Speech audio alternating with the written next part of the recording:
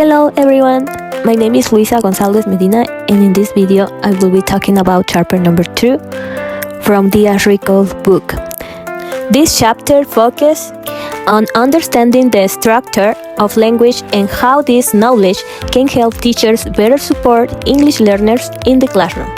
In this presentation, I will explain the 5 main components of language: phonology, morphology, syntax, semantics, and pragmatics, and discuss which one is often the most challenging for English learners.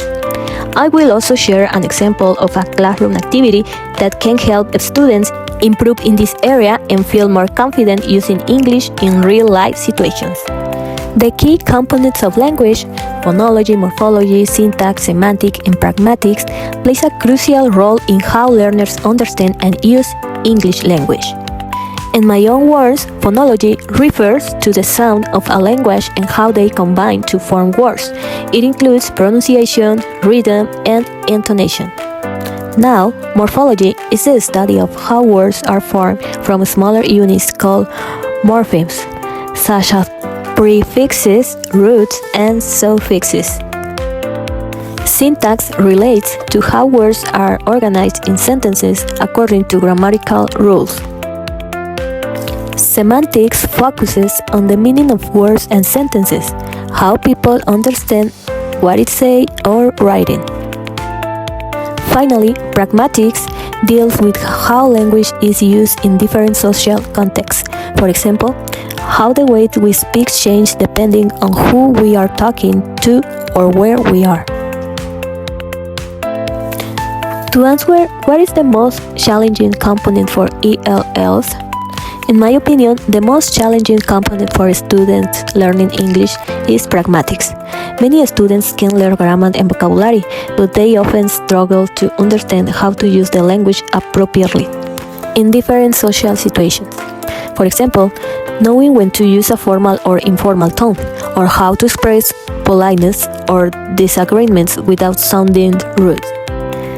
These rules are not always explicitly taught and can differ greatly from those in their native language and culture.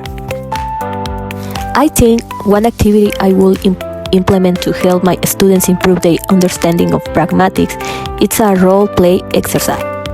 In this activity, students will act out different everyday situations, such as asking a teacher for help, giving a presentation, or talking with a friend.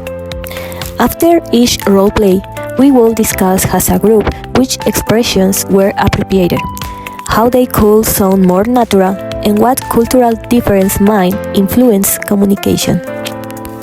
I really believe this activity not only helps students understand how to use the language in real-life context, but also builds their confidence and cultural awareness, enabling them to communicate more effectively in English. In my conclusion, understanding language structure is essential for teachers because it allows them to design lessons that address the specific needs of English learners in a systematic and intentional way.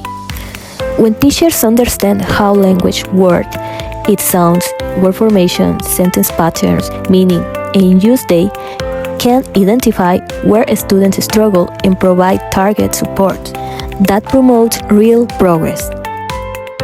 Connecting grammar, meaning, and context allows teachers to create lessons that are both meaningful and relevant. When students understand why and how language is used, they are more engaged and motivated to participate.